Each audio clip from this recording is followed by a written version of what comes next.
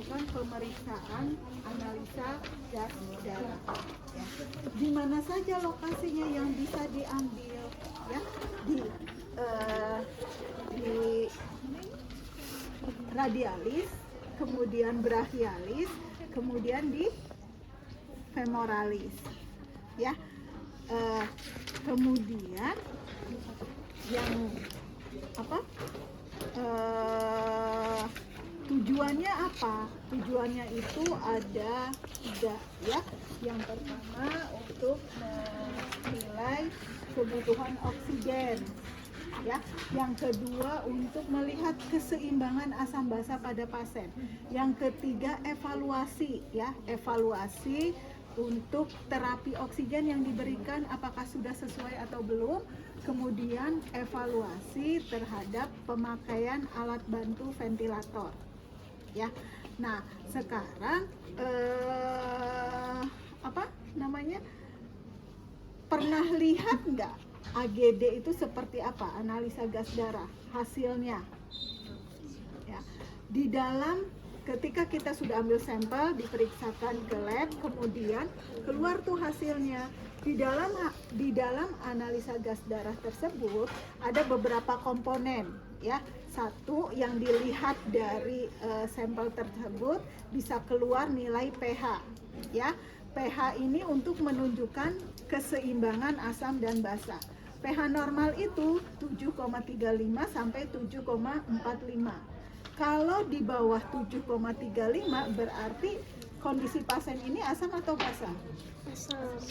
Asam, ya, atau asidosis. Kalau di atas 7,45 asam atau basa? Basa.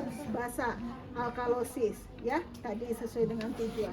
Yang kedua ada yang namanya komponen PCO2 untuk melihat kadar CO2 di dalam tubuh kita, ya. Nah, kalau normalnya CO2 ini di 35 sampai 45. Kalau di bawah 35 itu hipokapni, di atas 45 itu hiperkapni, ya. Kemudian ada HCO3 untuk melihat bagaimana fungsi renal kita, ya. HCO3 itu normalnya di 22 sampai 26 atau 28, ya. Kalau di di atas atau di bawah itu berarti ada gangguan nih di asam basanya, ya. Kemudian sesuai dengan tujuan kedua, tujuan pertama untuk melihat apakah bagaimana status oksigenasi dari pasien. Ada komponen di AGD itu yang melihat PaO2, ya. PaO2 itu normalnya 80 sampai 100%. Kalau di bawah 80 berarti itu tidak normal, ya. Berarti hipoksemia kondisinya, ya. Kemudian ada juga untuk melihat base excess. Ini juga bisa melihat bagaimana keseimbangan asam basa dari pasien.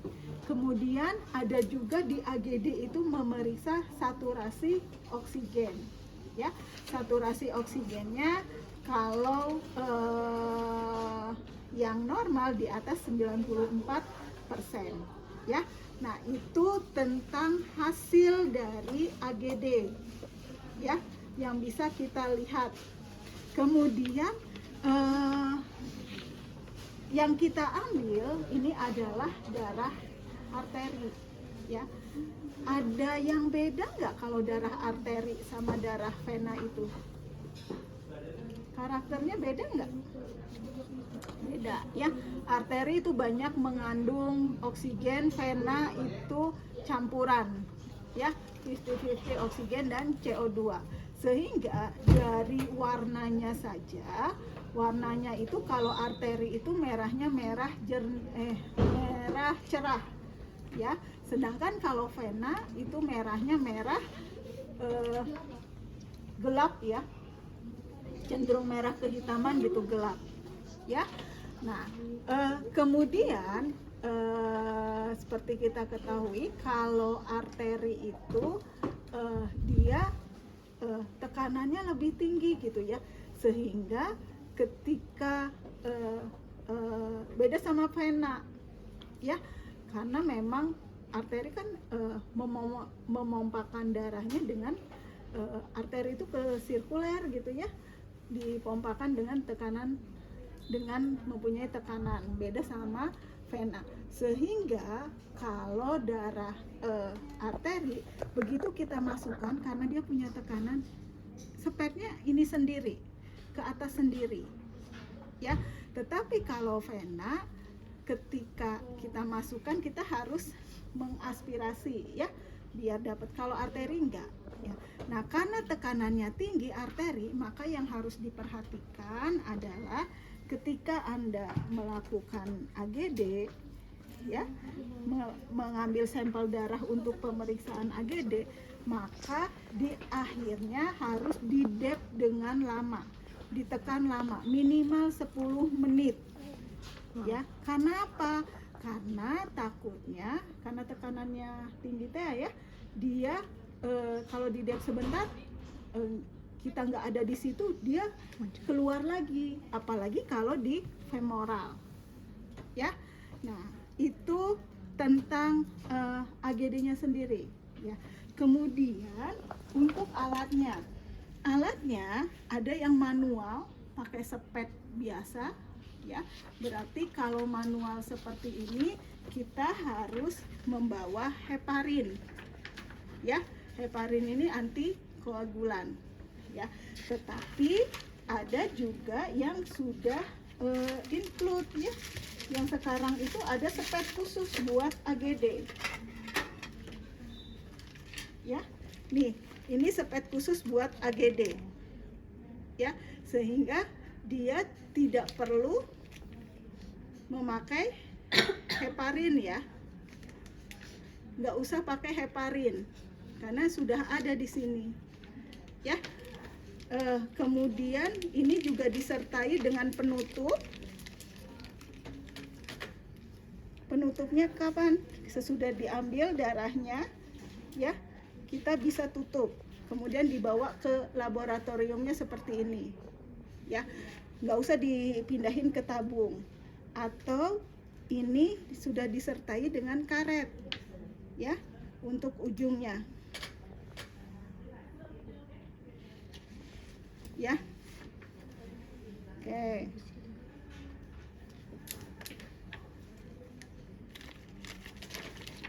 Ya, ini yang udah khusus. Kalau pakai manual berarti kita harus mempersiapkan spet. Spetnya bisa pakai spet yang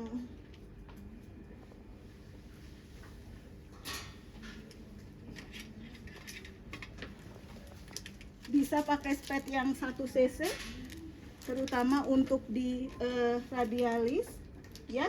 Kemudian atau bisa juga pakai spet yang 3 cc ya, pakai spet yang 3 cc ya.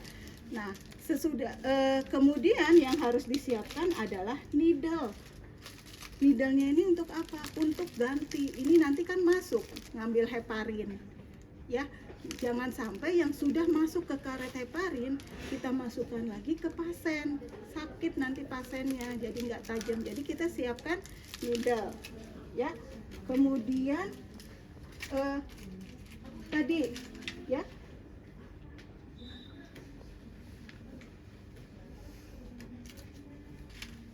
nih kita siapkan karet-karet pengganti tadi ya, yang karet kotak itu ya. Dapatnya dari mana ini? Dari tutup vial ya, diambil karetnya kemudian dibelah. Kalau lebar ini terlalu besar, nggak apa-apa, yang kecil aja ya, dikurangin lagi. Oke, terus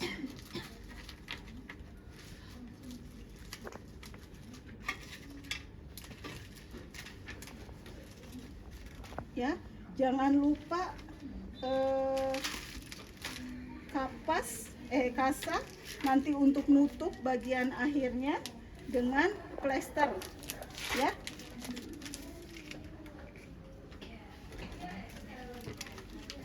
Swab alkohol, jangan lupa, ya. Kemudian pada saat kita akan mengirimkan sampel, jangan lupa untuk menelpon dulu ke laboratoriumnya. Buat apa? Buat memastikan bahwa alat siap, gitu ya. Ditelepon, kita mau ngirimin, ada yang pasien mau periksa AGD, kita mau ngirimin sampel 5 menit lagi atau 15 menit lagi, gitu ya. Sehingga di bawah lab itu mempersiapkan alatnya biar panas dulu lah, ya.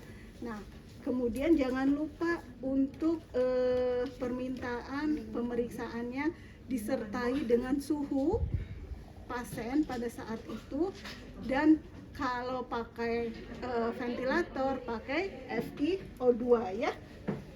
Kemudian setelah semuanya siap, ya, kita ke pasien.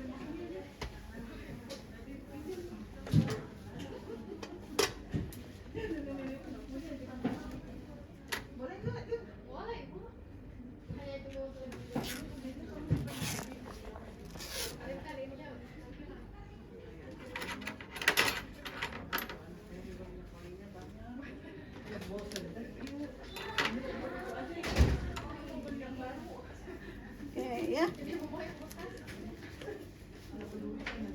Kemudian validasi pasien di station, ya, lihat instruksinya, lihat namanya, kamarnya. Kalau sudah sesuai, kita ke pasien. Assalamualaikum Bu, selamat pagi. Gimana kabar hari ini? Apakah semalam bisa tidur? Oke, kalau bisa izin ya Bu, saya identifikasi dulu.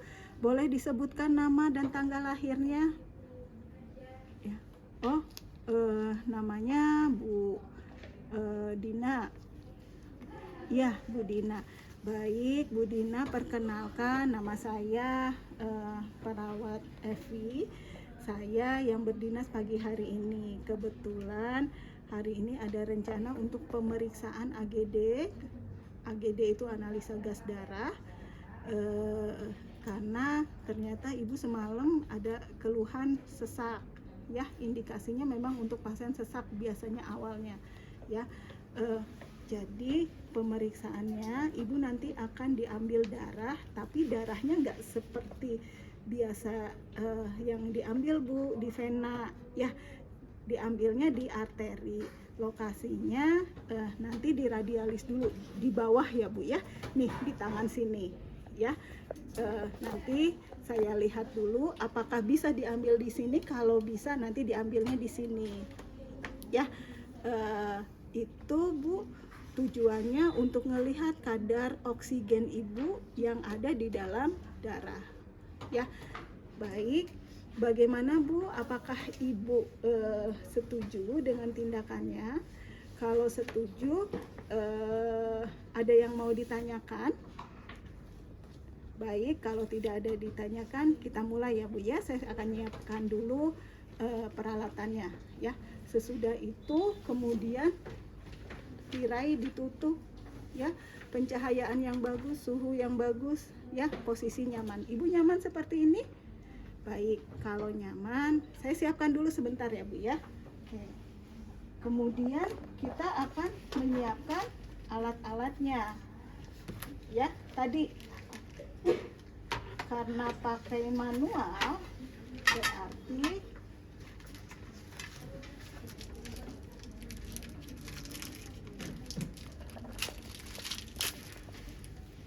kita harus membasahi dulu lumen dengan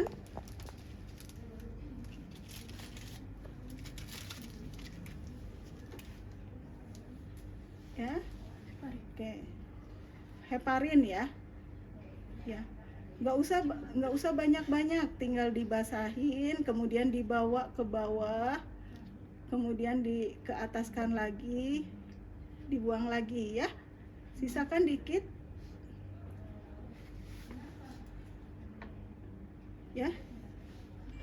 Kemudian kita tarik ya, biar yang disepetnya ada, karena nanti kita akan ganti yang baru.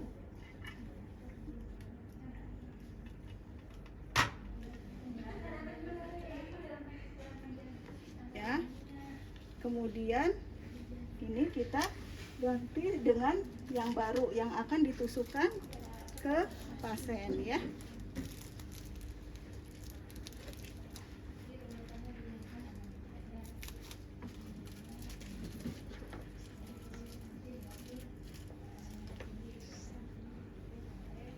Nah, tadi kan jarumnya belum dapat.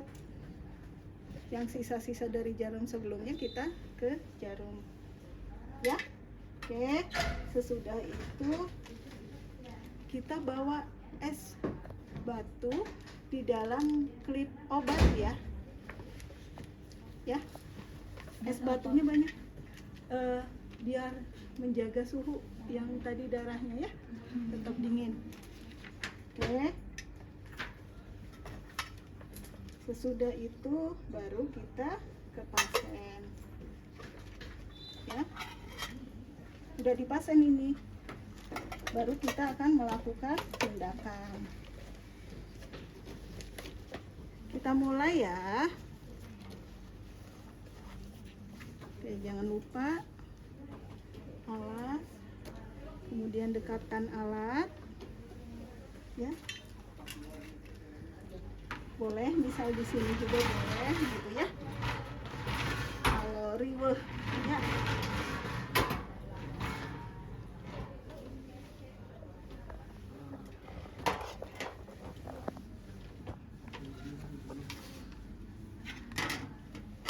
Oke, nah sesudah itu ya, sesudah itu kemudian kita akan melakukan pengkajian Allen test. Kalau kita memang Allen test, kalau kita ngambilnya di radialis ya, untuk melihat apakah kolateralnya bagus atau tidak ya, peredaran darah ke perifernya bagus atau tidak. Kalau misal peredaran darah ke perifernya, ke jari-jari ini nggak bagus ya, kemudian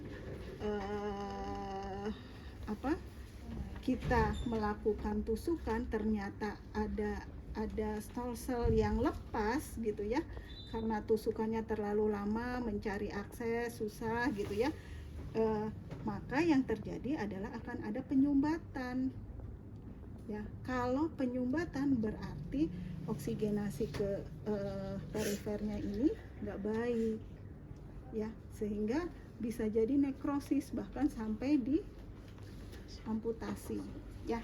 Gimana cara melakukannya?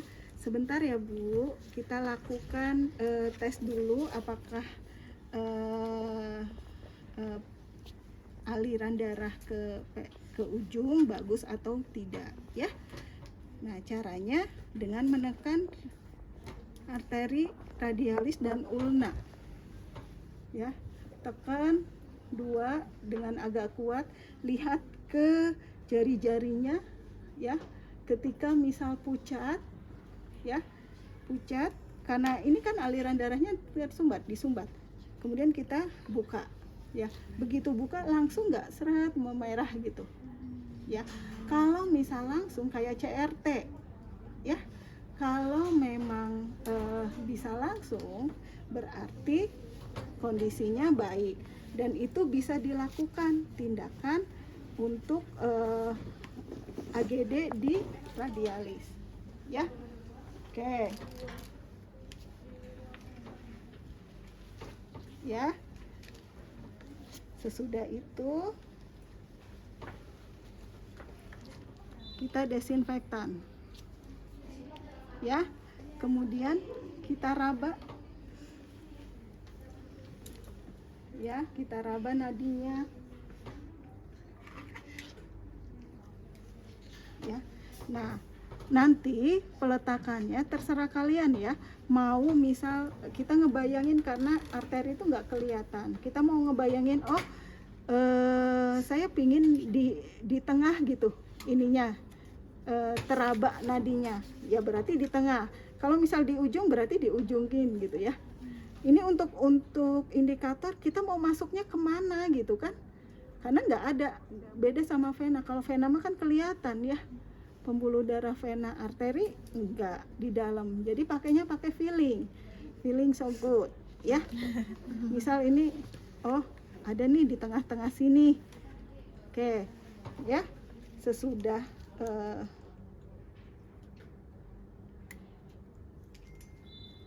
kemudian kita akan melakukan tusukan ya, posisinya di 45 sampai 30 ya. Kemudian ini ke arah tengah kan, karena saya ngerasa di sini arterinya ya. Tusukan. Nah, kalau berapa dalam?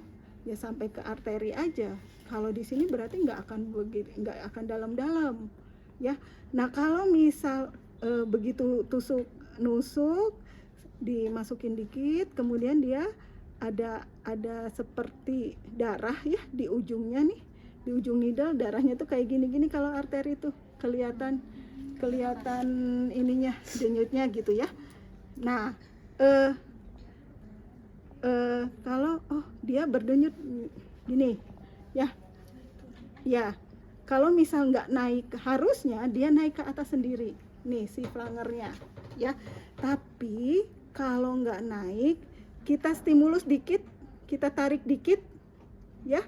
Nah, selanjutnya dia akan naik sendiri ya.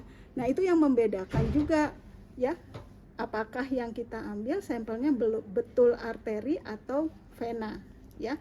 Sesudah 1 sampai 2 ya, 2 cc, kemudian kita cabut ya.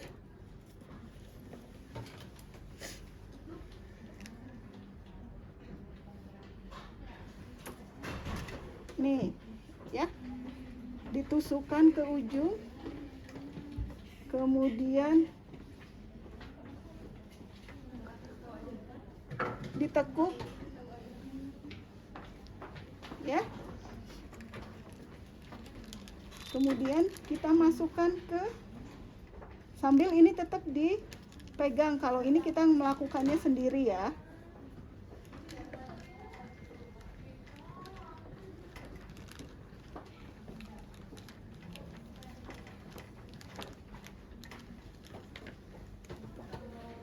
Ya, masukkan ke sini sambil nunggu kalau kita sendiri ya.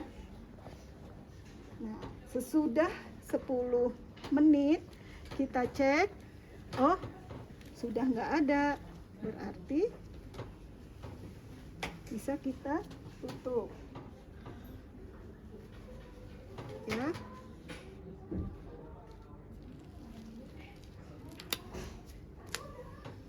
Ya, alhamdulillah Ibu sudah selesai, sudah dapat sampel darahnya ya. Bagaimana perasaannya? Sakit ya Bu ya? Memang kalau ngambil di arteri tuh sakit. Ada yang mau ditanyakan? Nggak ada. Kalau tidak ada, saya izin untuk kembali ke ruangan. Nanti kalau ada hasilnya nanti saya infokan. Kemudian kalau Ibu perlu apa-apa tinggal pijit bel atau panggil saya. Nanti jam 12 saya kesini untuk memberikan obat ya. Nah, sesudah itu kita rapikan alat, kembali ke station, rapikan alat, kemudian cuci tangan ya. Jangan lupa dokumentasi ya. Itu kalau di radialis berapa? Sama ya, 45 sampai 30 sampai 45 ya. Kecuali yang beda itu adalah di femoralis.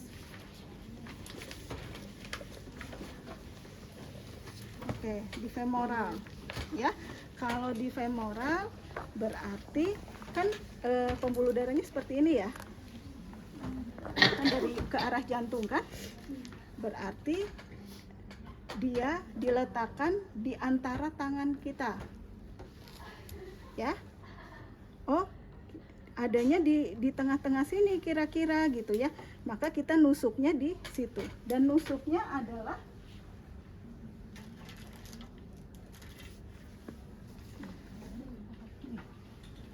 nusuknya 90 derajat ke yang berdenyut ya. Ya. Sama itu juga kalau ini tambah kuat. Jadi dia harusnya bisa ini sendiri seret gitu. Ya, naik sendiri flangernya. Ya. 90 derajat. Ya. Dia naik sendiri udah gitu depth. Ini sama kayak tadi. Ya. Oke, dari situ ada yang mau ditanyakan?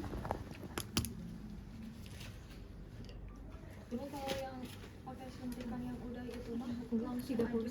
Langsung, iya. Karena dia udah